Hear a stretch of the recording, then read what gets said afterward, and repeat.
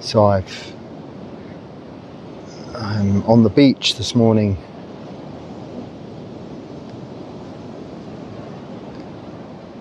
to talk to you. The monkeys were jumping on my roof, which creates an enormous row between them and the local dogs barking at them. So I've come down for some kaya viveka. That's this physical seclusion, the peace and quiet and tranquility of this relatively, especially at this time of year, peaceful and private beach. Now it will get a little bit busier come the tourist season, beginning in about December, I think, here. But until then, I can take advantage of it. As you probably know, monks don't spend much time on the beach unless they're fortunate, as I was in Thailand, to have a private beach attached to the monastery. And here also it's not a tourist beach, that's much further down in that direction or in that direction. So also I'm now, it's not raining so much in the evening, able to come down here of an evening and sit and meditate as part of my formal practice, part of my hours, so to speak. But as beautiful as you may see videos with their settings for some meditations, set up sort of thing with a beautiful waterfall or a forest or a beach, a sunset. This, of course, isn't the purpose of meditation. The purpose of meditation is for internal seclusion, so we can do that anywhere. And by far my preferred place for meditation is back there in my kuti. It's only 100 yards in that direction, where I'm undisturbed. Even the door is always open, but people don't come to visit me much, so I'm undisturbed and relatively sheltered. So apart from the monkeys this morning, I can meditate for a long time without the necessity to move for external reasons or causes. So as aesthetic as it might seem, watching these beautiful sunset videos of meditation, some of which I will bring to you in the near future, that isn't the point. The point is those conditions, whilst watching at home, are perhaps supportive and encouraging towards your own practice, if nothing other than to give maybe a calming and sedative effect to your thinking and your mind, helping it settle, relax and become calm, thinking of a beautiful sunset. But of course, when we meditate, we're closing our eyes and we're paying as little attention as possible to what we can hear.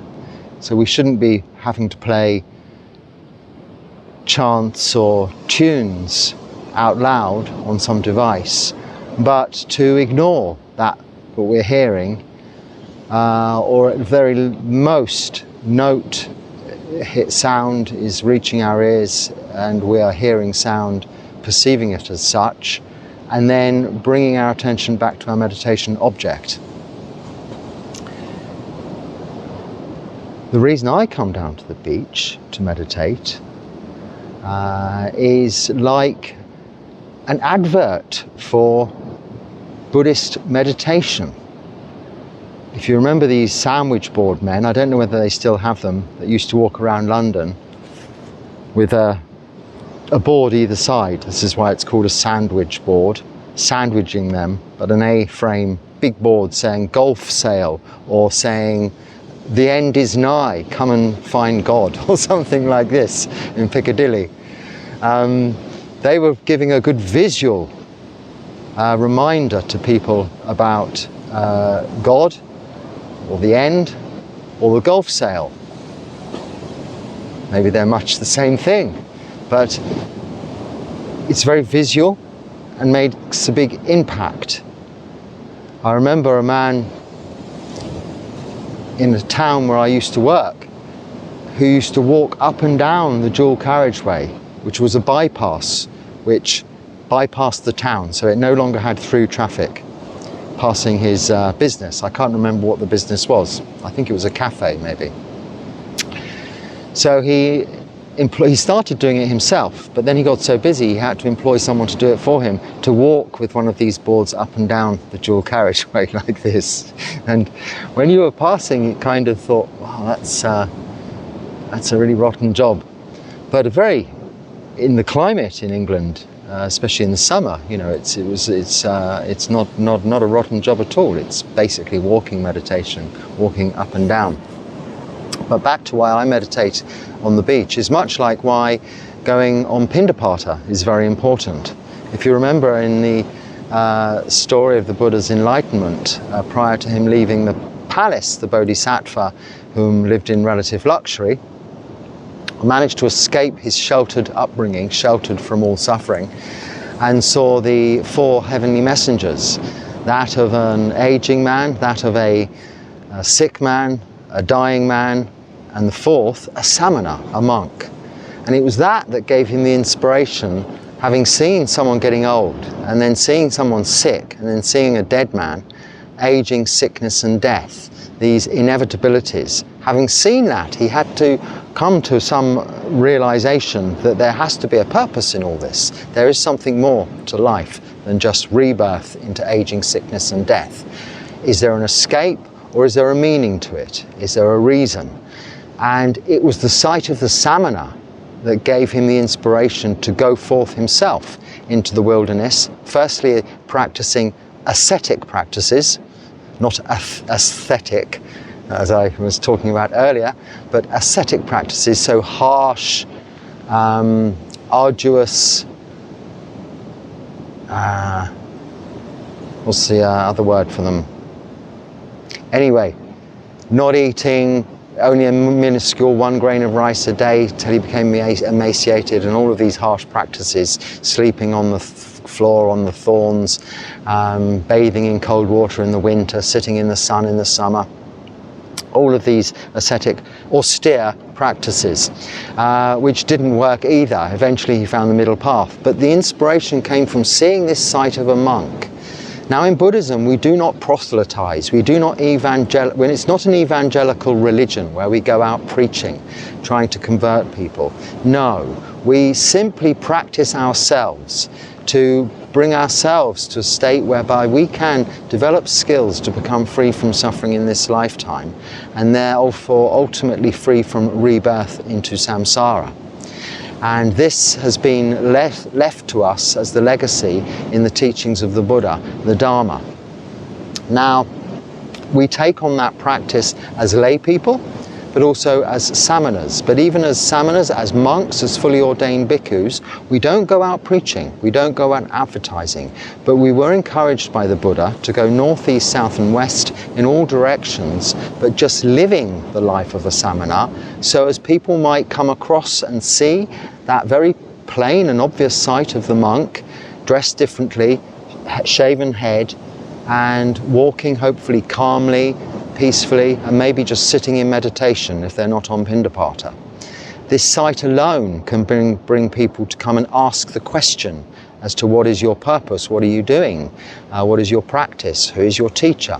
Then and only then can we say, we're the followers of the Buddha, the enlightened one, and we're following the Dharma, his teachings, and we are the Sangha, that body of monks and nuns that has and even to this day remains as his legacy to teach the Dharma, help people with that practice in order that they too can find freedom from suffering themselves. So I come down not only to enjoy the sunset, and I do enjoy meditation, even though the sea, the sound of the surf, the sunset, and maybe passers-by, although there aren't too many here. And if you sit close to the water's edge, they will only go behind you. But yes, be seen, and in many places where I've done this, also be joined by other people whom may just want to sit quietly and do nothing. And this is often the beginning of their practice in meditation. So it is, I see, a responsibility of mine each day to go on Pindapata, and something that for some years now I've taken on, to go out in public occasionally and sit and practice meditation, whether it's the local park or the beach is a very useful, good place to do that, because there's plenty of space where people can come and join you also. So I'll be doing that hopefully in the next few weeks, and if I can, this is by way of some kind of an experiment also today. I thought, well, I'll also use this as an opportunity to see how the sound and this phone works in this environment, if you can hear me or you can just hear the sea. So in the coming weeks I hope to bring you some nice, just quiet meditations, maybe some guided meditations, because I haven't done many of those recently. Not many at all, in fact, in the past, not on here, on this platform, on YouTube anyway, but maybe a couple of guided meditations to help you along whilst I'm here, encouraging the locals. And this is a Buddhist country, and you might think, oh, well, they know surely all about meditation, but it's actually more about the devotional practices for them, the visiting of the temples, the big monuments, and the devotional practices, pilgrimages, and all the things other than meditation that they can do here and is available to the lay follower of Buddhism here, rather than meditation itself. Of course, keeping sila is important to them, moral virtue, and mental development on the whole, developing wisdom. But samadhi and simple sitting in meditation, bhavana, is something they leave to the monks. They consider the professionals at that. But even there in the temples, I have visited some, there's not a lot of meditation going on. So I kind of feel it duty bound upon myself, coming from the West and coming from a background of meditation into Buddhism, to share that with as many as I can via this platform, and also in public, sitting around, meditating. Already, since I've been sitting here, one or two people have walked by, stopped, looked, and they're probably thinking, oh my word, how awful, there's some YouTuber monk. And I can understand why they'd think that. But I'm certainly none such thing. As you probably, anyone who's been watching for a while knows by now, this is very unprofessional, unedited, unrehearsed. I just sit and chat and share this experience with you. So actually that brings me on to a question, a comment I read that I haven't got it in front of me, but I think it said that I haven't, that they watch these videos, they haven't, they understand, I expect from what I've said and from the description, I haven't been a monk for a very long time. And the question was, what gives me the authority to speak so much in this form and on this platform about Buddhism? What makes me an authority of Buddhism? Well, I am certainly not an authority on, there's only one authority on Buddhism, and that is the Buddha himself.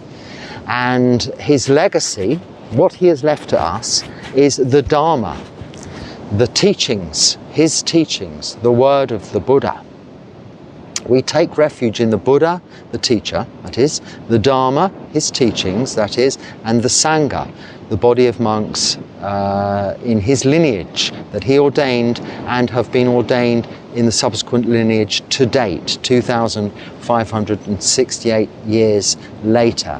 Now, the Buddha taught for 45 years, and there are contained in our scriptures, we call the Sutta Pitaka, or the Tipitaka rather, but in the Sutta Pitaka, which is 1/3 of the Tipitaka, the 3 baskets of scriptures, books, writings, some 84,000 different teachings from the Buddha, in there. Overall, in the teachings, they amount to thousands.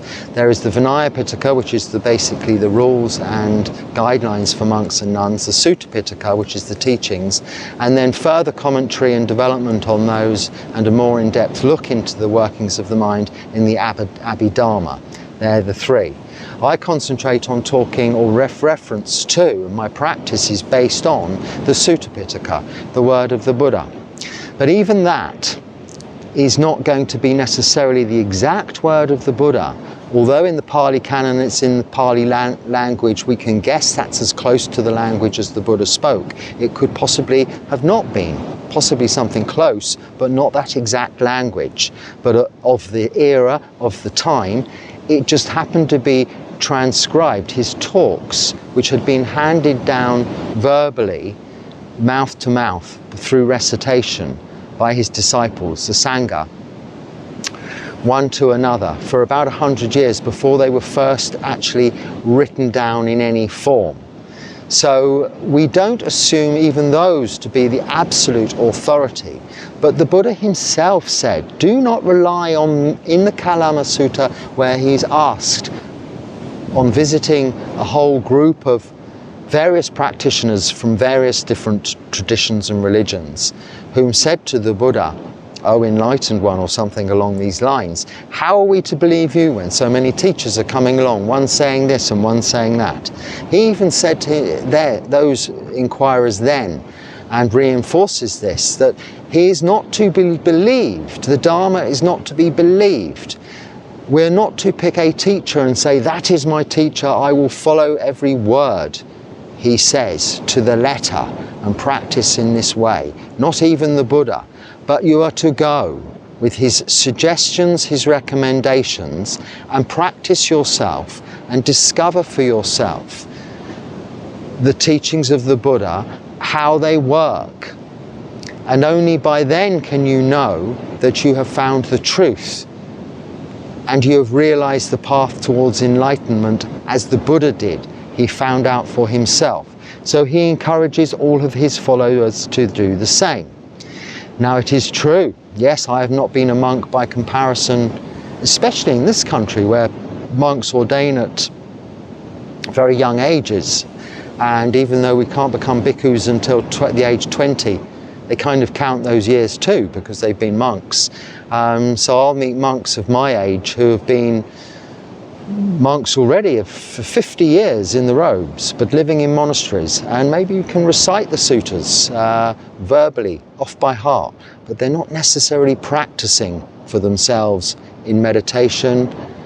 I'm sure they're keeping sila, but they may have learned lots of intellectual knowledge, but not necessarily developed the ability to become free from suffering in this lifetime, to attain to sotapanna or enlightenment eventually, the first stages, second, third and fourth stages of enlightenment, because they are just perhaps learning intellectually the teachings of the Buddha rather than putting each word into the practice through this keeping of sila, through this practice of samadhi and through this development of wisdom.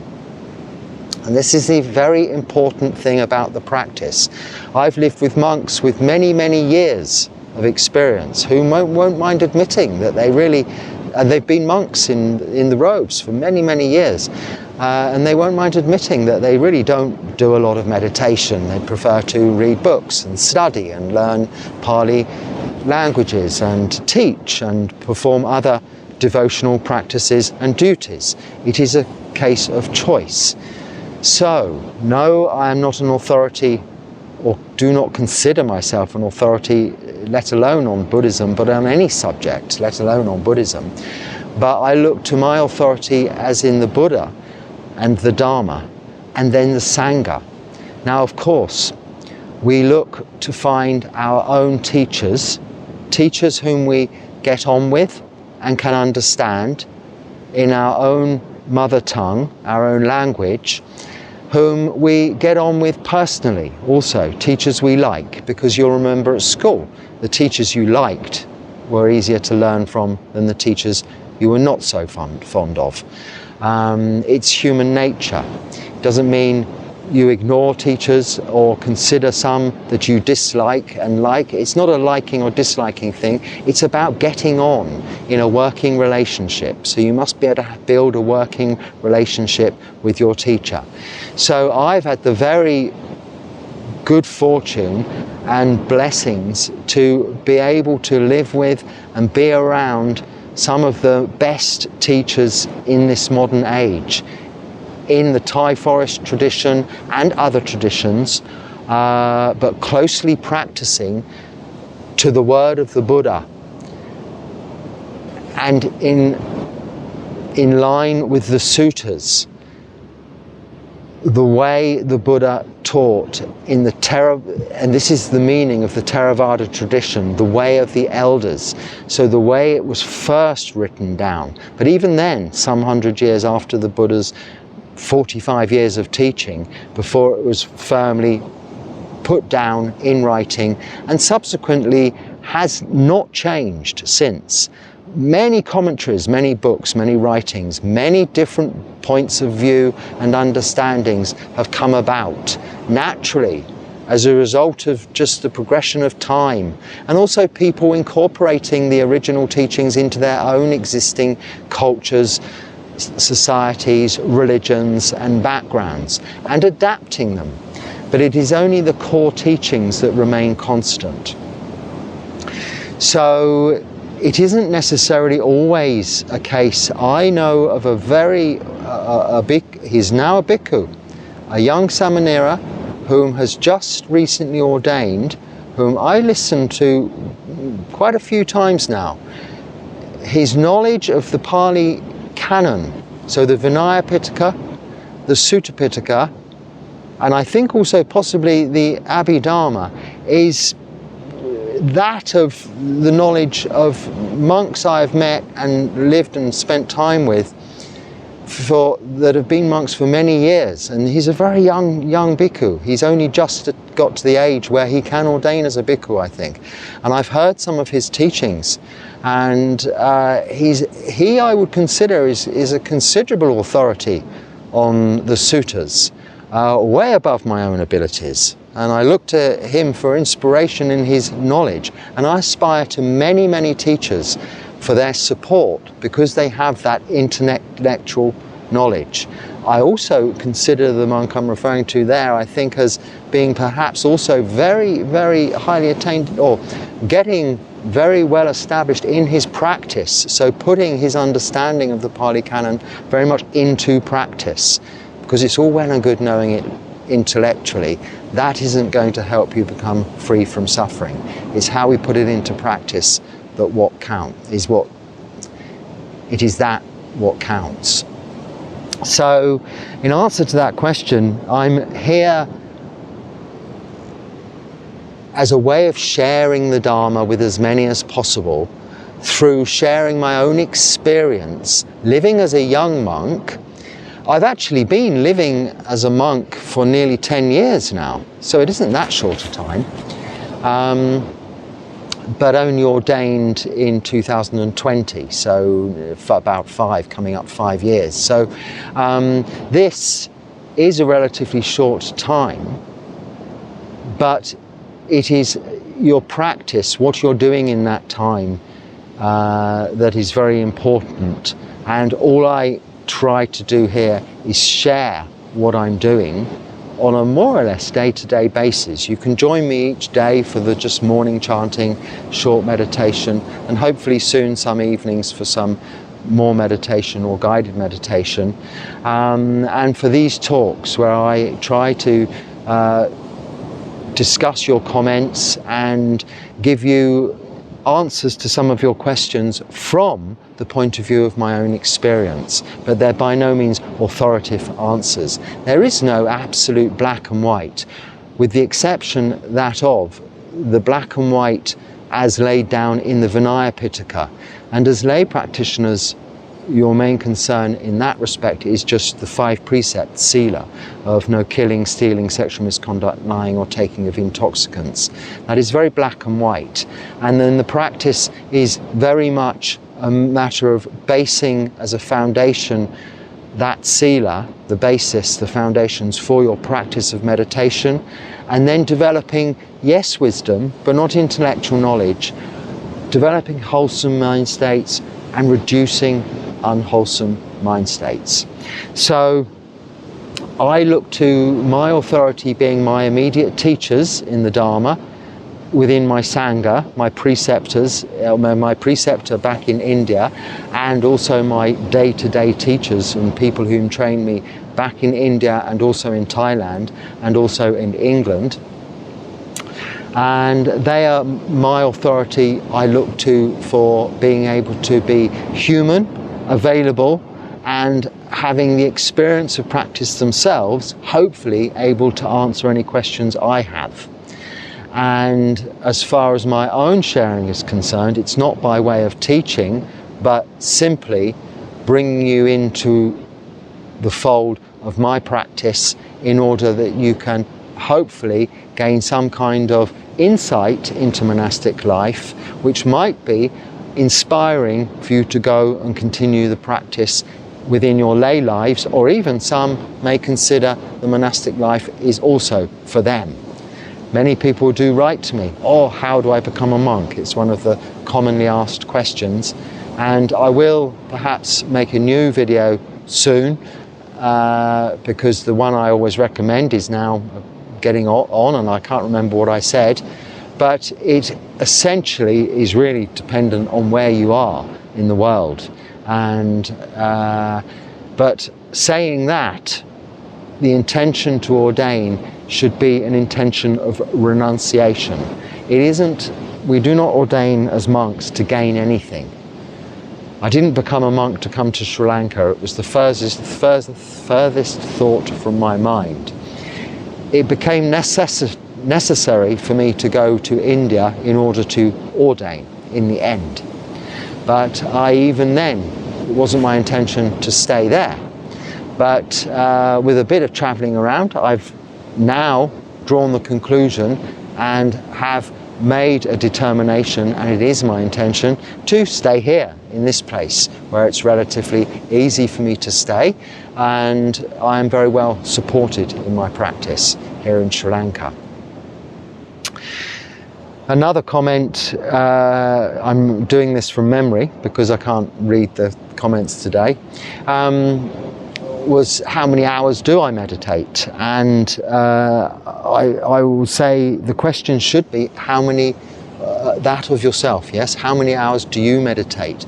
Really never be concerned with how many hours people are meditating. We are all different.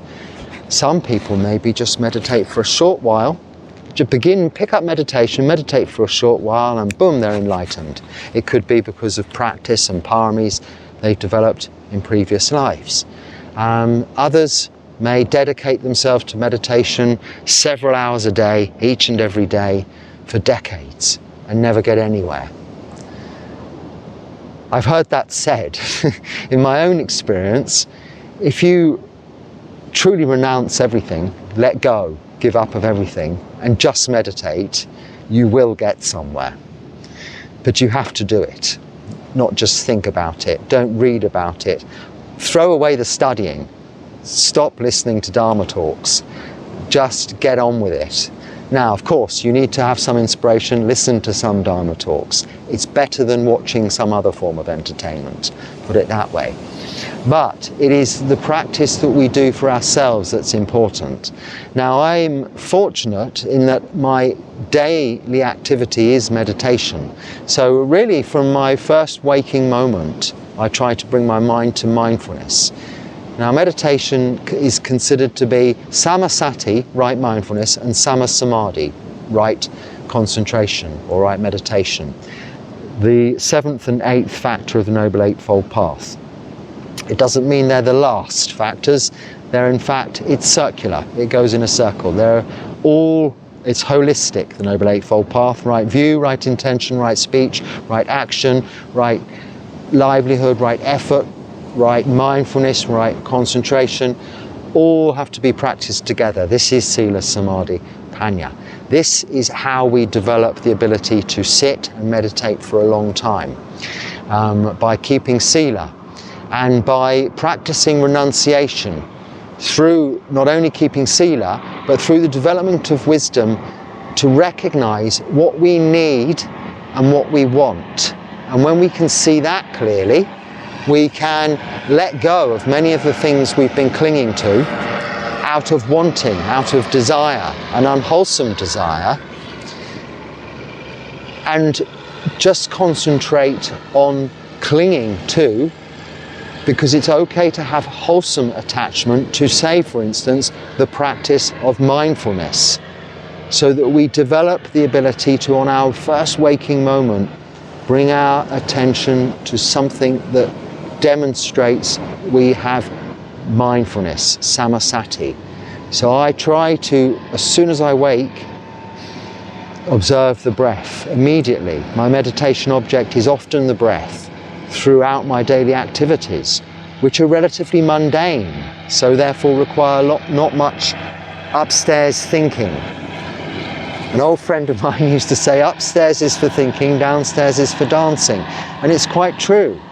So we need to be mindful, however, of that dancing, what our bodies are doing, putting into practice all of the time sati, samasati, right mindfulness, carefully taking our first steps in the morning, cleaning our teeth, washing our hands, our faces, having our showers, whatever we do, making our breakfast.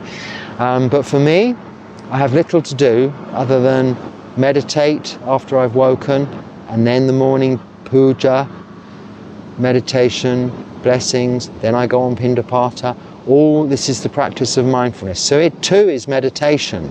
And you could say from that, with the whole day going along on that theme, the whole 20 hours or 18 to 20 hours of waking hours of my life is meditation. It's mindfulness and samadhi and meditation. It's sati and samadhi, mindfulness and meditation, hand in hand.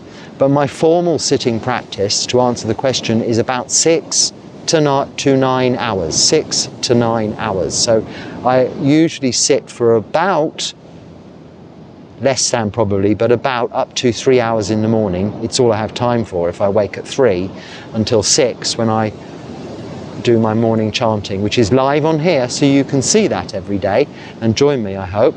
And then pindapata, and then again in the afternoon I can sit for another 3 hours, and then in the evening sit for 1 hour, maybe 3 hours, depending on how the evening goes. If I have visitors, this all changes, but I easily have the time availability to meditate in the sitting formal position of 6 to 9 hours, 365 days of the year. Someone in a comment said that I have weekends off. Well, monks don't have any. You could say we have one of two things. We either have no time off, or we actually, because we never have any time on. We're always monks, so the day of the week, the weekends, don't really make a great deal of difference, especially if we're living outside of a monastery in solitude, because there you will have visitors coming. There, in accordance with their working week, is the time when they have availability to come to visit the monks in the monastery, to offer dharma and so on and so forth, do their devotional practices. Now, for me, living in solitude, it makes little difference. So each and every day, 7 days a week, 365 days of the year, I'm practicing my usual routine. After pindapata, after meditation, or after some cleaning up after my meal, then meditation, more meditation in the afternoon, then evening meditation, maybe I might see some people, and then it's time for sleeping again. It's as simple as that. Each and every day is the same. But yes, it's true to say I don't make one of these or talk like this, make one of these videos every day, probably 3 days a week. I think is enough, because it's balanced out that way. It's just the way it's become easy. But it's not really to do with weekends or week beginnings. Just the way it's structured, and the way that I time it so that they become available, I suppose. I try to just keep it as a routine. I'm very much, as a monk, living as a monk, a person of routine. And it's not that I don't like surprises. I'm more than happy when someone turns up, a surprise visitor, you might say. Someone passing through the area here in Sri Lanka on holiday, they come to visit me. It's a wonderful opportunity to speak directly to some people in my own language, to talk about the Dharma and to see how they're getting on in the outside world and with their practice. And I relish always those opportunities. But for monastic life and the practice to be consistent, we have strict routines, and they are structures to our day that do not vary really in any way. Even what I eat each day does not vary. Some rice, some dal, some vegetables, maybe some breads or something that they have on offer here. And maybe some fruit. And when I'm feeling the need of some supplements, I will eat some little, what we call cream crackers in England, which are just plain crackers with Marmite, to just, it has a lot of extra vitamins in it, to just add substance to that usual diet. But other than that, my meal, the one meal a day, remains the same each and every day and doesn't vary. I don't get bored of this routine. In fact, it frees my mind from the hindrance of choice. Now, you may think choice is a wonderful thing, that we have so much choice these days. But when you look at how much you struggle when you have to choose. I remember the days when we only had 3 television stations. Now, I have no idea how many television stations or options you have on what you wish to watch these days, but back then it was relatively easy. Apart from the fact TV wasn't on all day long, daytime TV hadn't been invented, in the evening you watched BBC One, BBC Two, I think it was ITV. And really there was not much argument, because your mother or your father said this is what you're watching. There wasn't much else to choose from, and that's what you watched. Very easy, very simple, very routine. And as monks, we keep everything simple like that, but without the channels at all. We'll listen to some Dharma from time to time, on occasions. I like to listen to a Dharma talk at least every day, 1, maybe 2. From monks whom are practicing similar to myself. Usually, however, they are in communities, and this is still of interest to me, to know how life is in communities. Who knows, I may be back in a community myself one day, but it has remained the same since the time of the Buddha 2,568 years ago. Within monasteries where there are monks, or within monasteries where there are nuns, they are practicing to that same Vinaya Pitaka as the Buddha set down during his 45 years of teachings. And that in itself, the Vinaya Pitaka, is the authority. It determines every aspect of how we live, what we do, and how we do it as monks and nuns. And then it's also that the lay people can look to as the example being set by the sandwich board man, the advertisement, meditating peacefully and calmly on the beach of an evening, as a way, as an alternative to live, other than, say, running around up and down, pacing up and down the beach, or playing volleyball. You'd be surprised how many people will stop walking. They'll come to the beach and think, right, they must walk.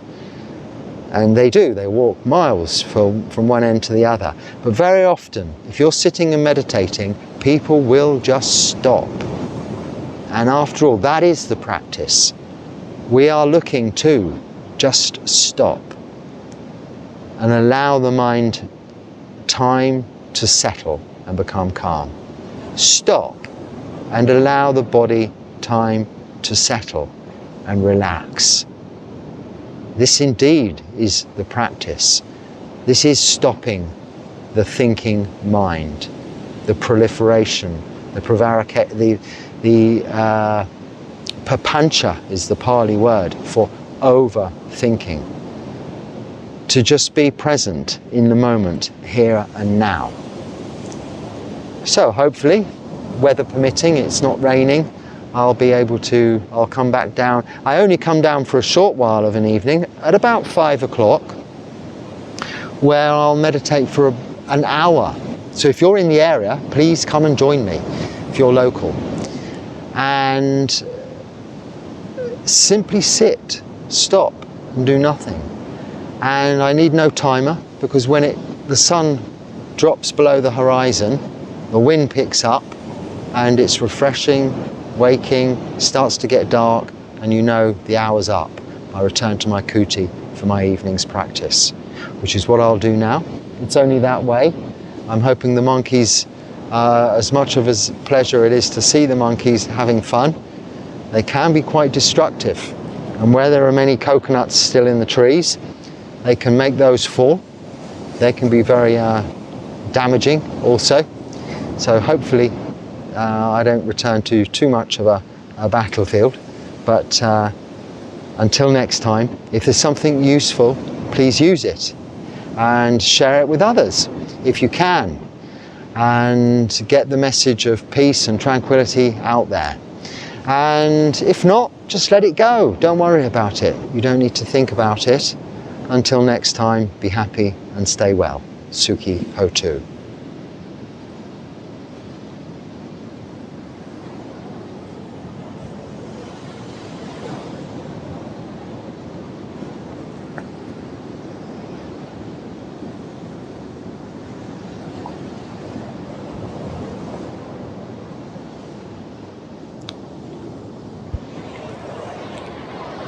We'll say sitting in the sand is a bit like cushions. You do get some numb bits. I prefer firm surface.